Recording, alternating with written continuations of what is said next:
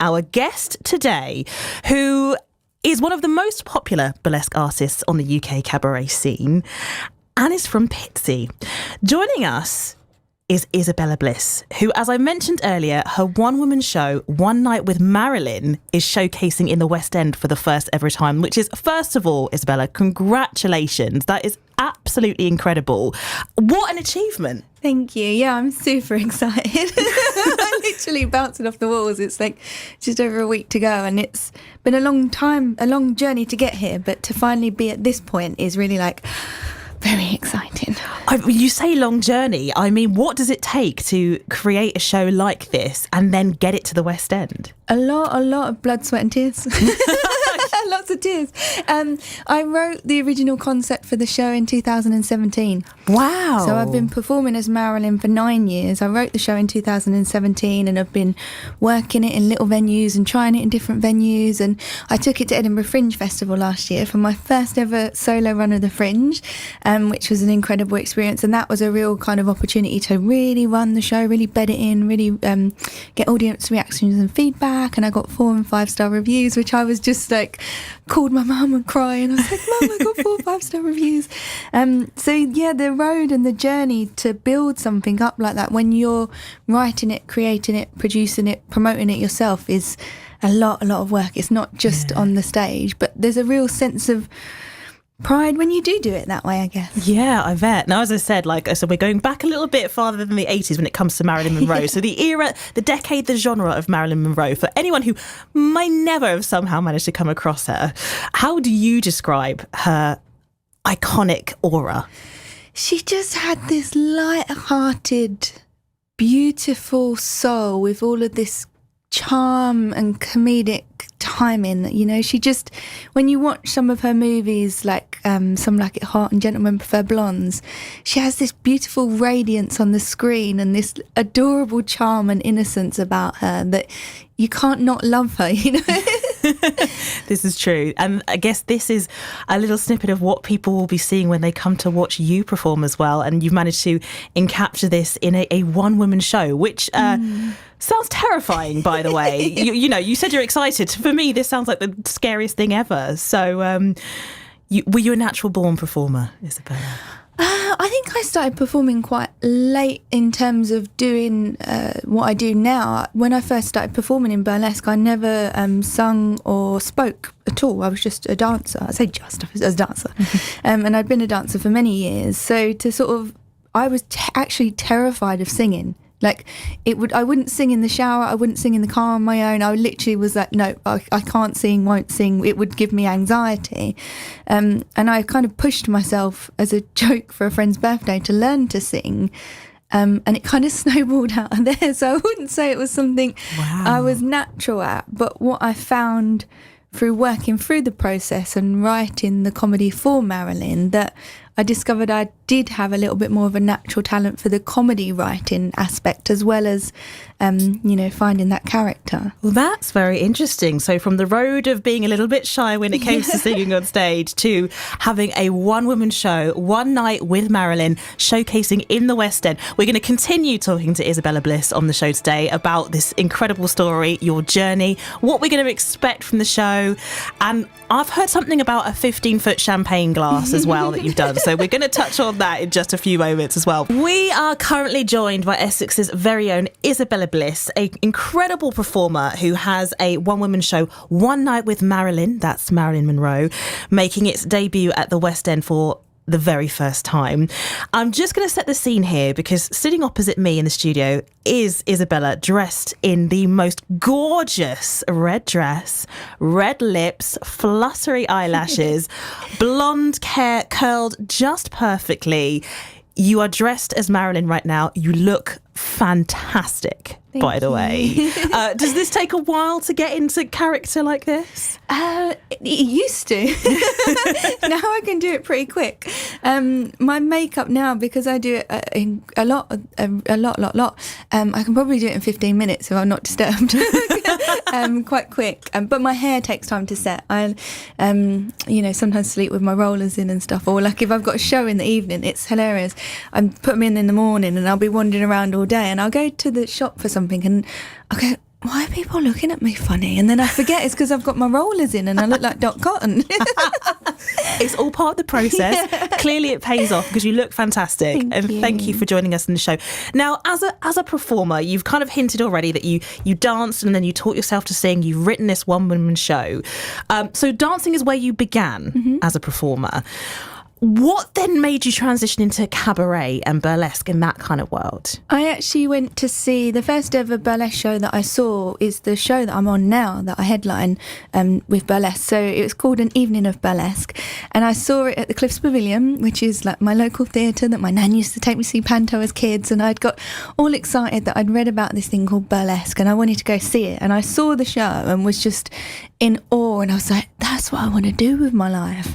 Wow. I felt like I'd found my calling. I was like, there's feathers and rhinestones, and I loved the comedy aspect of it and that kind of real like tongue-in-cheek humour. And I grew up watching lots of like musical theatre movies and, you know, My Fair Lady and all of that kind of Singing in the Rain, and I loved that, and I loved a lot of Carry On films, and I felt like in burlesque you had this beauty of like capturing these beautiful performers with the comedy and the humour, and I just decided that was what I was going to do. It sounds so cliche, and I went home and researched it, and I looked up as much history as I could and learnt about the burlesque legends and why the art form evolved and how the art form evolved, and I just really set to work on and building that and becoming a burlesque performer. And literally I think it was just over a year that I'd started performing, and I was performing at the Genting Casino in Westcliff, and the owner of the show, An Evening of Burlesque, was in there by pure chance and saw me doing my martini glass act and came up to me afterwards and said, I want you on my show. Oh my gosh. It was like real fate, you know, right place, right time, that everything aligned, and I was so grateful that they gave me that opportunity all those years ago. I mean, you've mentioned so many things there. You've mentioned the martini glass, which we will come back to.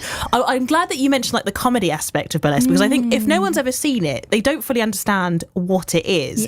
And it is more than just a dance, isn't it? Yeah, it's very much like that tongue-in-cheek humour and the kind of the sexy playfulness of it, you know, and there might be a little bit of sexiness like you're revealing a glove, but it's always done with a cheeky wink and a tongue-in-cheek bit of humour, or, you know, a sort of gesture that makes it humorous at the same time to puncture that sexuality of like, it is about having fun. And that was what I think I sort of cut my teeth in the burlesque cabaret scene of like watching these you know, hosts and compares and comedians and variety acts and really learning and watching what they did. And so when I was developing my Marilyn, it was kind of coming from a place of like I'd immersed myself in watching experienced artists, you know, interact with an audience. So that helped me shape my Marilyn when I was creating her. Let's talk about this martini glass. First of all, Isabella, how tall are you? I'm 5'5". And how tall is this martini glass? I think it's maybe 5 foot. Okay. I read 15 foot somewhere, and I was like, that's how do you get in and out, first of all? But still, 5 foot, that's so how do you get into this glass and you perform inside the glass? Explain a bit more, please. Make it visual. There's a special set of steps that are made for me to get in and out of it, and there's a certain way that you have to sort of like get a leg over to get in it. All right, okay. And make it look elegant and glamorous. And my dad actually made it for me, which I'm really incredibly proud of. And it's, you know, been my biggest act that I've been performing for over a decade. It's what I'm known as, you know, the martini glass, the Marilyn Monroe of burlesque. And I do this martini champagne glass act, and it's been a real joy and a real honour, because it's a real historic performance piece from burlesque, and it was kind of revived in the 90s by like Dita Von Teese. So to be able to carry that light on now and be, you know, one of the most you know, I perform it the most, I guess, in the country. It's what I'm known for. Is a real honour. And I actually have a new big prop act that's coming out this weekend as well. That's an exclusive. Are we allowed to know what it is? Well, I guess I can tell you because I've been sitting on it, so I've got to tell somebody at some point. But I've got a giant carousel horse that I've restored. So I bought it literally off of a fairground ride man. It came off of a 1980s carousel, and he was a little bit damaged and a little bit worse for wear. And it's always been a passion of mine to kind of restore one of these little beauties from scratch. So it's taken me 20 months. And he's in the show tonight, and his name is Bert. So. Oh my gosh, okay. Exclusive right there. If you go and see Isabella tonight, you can see Bert as well. We're going to come back and find out more about Bert, more about the Burlesque show, and more about the One Night with Marilyn as well. We are currently joined by Isabella Bliss, whose One Night with Marilyn show is showcasing in the West End for the first ever time. And it's been fascinating hearing your story, Isabella, but I've got to ask you, because this is Marilyn Monroe. Mm-hmm. What came first with this show? Your love of Marilyn, or did you realise you looked like Marilyn and thought, oh, there's a show there? I mean, I always loved Marilyn films when I was growing up, but I never imagined I'd get to play her. And it was only when I was performing in Burlesque and I had the vintage hair and makeup that people started saying, oh, you look like Marilyn on stage when you do that, or when you smile like that. And I thought they were just being nice. So you didn't, it's not like you grew up thinking, oh, I look a little bit like Marilyn Monroe. It happened later in life. Yeah. It was only because people kept saying it to me. And I spoke to one of my friends about it. We were out in a bar one night and I said, oh, people keep telling me that they think I look like Marilyn. I said, isn't that funny? And he went, oh, you'd do a great Marilyn impression. And he did this really drunk impression of Marilyn, and I literally was sliding off the walls, and it just like a light bulb went off, and I thought, well, maybe I could try. And so I did it the first time actually for that friend's birthday as a practical joke because they knew I was terrified of singing. They never thought I would sing. Yeah. And so... Was it a popping out of the cake singing Happy Birthday, Mr. President kind of situation? Well, I wish we'd have had the space for a cake. But I did... I kind of... Because I wanted to do it as a surprise, and I knew I couldn't sing and everything like that. One of our friends is a vocal coach to the stars, and he taught Sam Smith. And he always used to say to me, oh, I can get anyone to sing. And I was like, yeah, but I can't. I'm terrible, you'd really have your work cut out. And I went to him and I said, Aaron did this really funny impression of Marilyn, and people keep telling me I look like Marilyn. Shall we do it as a joke for his birthday, because he'll never guess?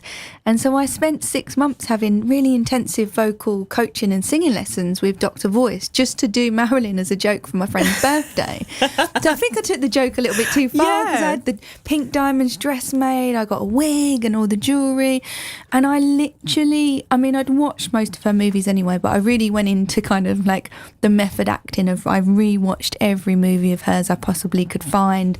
I listened to every audio recording of hers I could find. I would try and read books of hers and find images I'd never seen before, and really trying to understand her spirit and her soul, I guess, and her mannerisms and what she stood for, because I think you can't truly play somebody well until you understand the depths of them and what they stood for and what they were passionate about. And so I kind of got really immersed in it, and the more immersed I became in it, the just absolute more I fell in love with her as a person, and just her courage and her strength and her joy and the movies that she created, and quite even against the odds, how she did survive and succeed in an industry that was totally dominated by men. She was one of the early women in Hollywood to set up their own production company. It's just groundbreaking. I didn't know that. Yeah. I actually didn't know that about her. So she set up Marilyn Monroe Productions, and her first movie was actually made in England, and it was starring her and Sir Laurence Olivier, and it was called The Prince and the Showgirl, and that was the first movie she made under Marilyn Monroe Productions. Wow. And she did incredible things. She stood up for Ella Fitzgerald against racism. She called the Macamba Club and made sure that they booked her, and she said, I'll come every week and I'll bring my friends, and she did. She was very true to her word. And did a lot of things behind the scenes that people didn't hear about. She went off to Korea when she to perform for troops, and she was told not to, and she was supposed to be on her honeymoon with her husband, but she wanted to give something back to the people that had made her, she felt that made her the star. So she went out in the freezing cold, like -degrees, in these little strappy dresses with her band to perform for the troops to keep them entertained, and at the kindness of her soul, because she wanted to bring that joy and that light to people. And you kind of have to admire somebody for that, to keep, the studio tried to keep her small, and she kept trying to stand up to him and go, no, you can't treat me like this. And to be one of the early female actresses to get director approval and really kind of try and fight the system and stand up for herself in a way that women were quite often too afraid to in that time. And she did so many beautiful things, and it was always so tragic to me when I was learning more about her and I watched lots of Marilyn shows I went to go see, and it kind of made me so sad that people focused on so many negative aspects of her life. And I was like, but she did all of these amazing things. Like, there is beauty and there is joy in this woman's life, but you choose to focus on one particular negative. Like, why not celebrate the great stuff and champion the woman, you know? So when we come and see you on your first debut show in the West End, it sounds like we're going to be seeing Marilyn channeled through you. You put so much work into understanding her. What's the night going to be like? It's supposed to be a kind of evening with experience. I don't ever break character when I'm performing. I'm really I want people to feel like they experience her from the moment they walk into the moment that they leave, and to experience her in the sense of that charm and that wit and the warmness and the humour that she had, all embellished with these beautiful songs that she sung from the movies. I tell different life stories of things that actually happened to her. Sometimes I use context of things that she actually said as well, because I want the show to have a level of authenticity. There's lots of audience interaction and play, because I never wanted her to be a two-dimensional character on stage where I was up there just singing at people. I want people to experience her. So there's bits in the show where I go out into the audience and I have fun with people, or I might invite people on the stage, and I want it to be like this room full of love, that we're here to celebrate a woman that was a beautiful icon. Oh my gosh, I told you it was one for your calendars. So go on, give us the details. Where can we come and see you and show support? So it'll be Sunday the 31st of March at the Crazy Cocks in London's West End. It's a 5 p.m. showing. Tickets are £20 and you can buy them direct on the Crazy Cocks Brasserie Zadell website, or you can go to any of my social media pages where the links are up. But I will say it probably will sell out, because it's quite a small, intimate venue, and we're not far off reaching capacity. So if people want to come, please do buy your tickets, because it's going to be a real fun experience. But yeah, the first time I've ever done this show in the West End with a live band as well. She's literally bouncing off the walls. Isabella, congratulations to you. This is such an incredible feat. We wish you the best of luck with it. I'm sure you're going to bring the house down. It's going to be amazing. And as you heard it, Isabella Bliss, One Night with Marilyn in the West End, the 31st of March. Get your tickets now. You can just hear how she's embodying already this iconic character. And I can tell you, since I'm sitting right opposite her, the look alike is uncanny. So, have fun, Isabella. I'm sure as an audience we will too.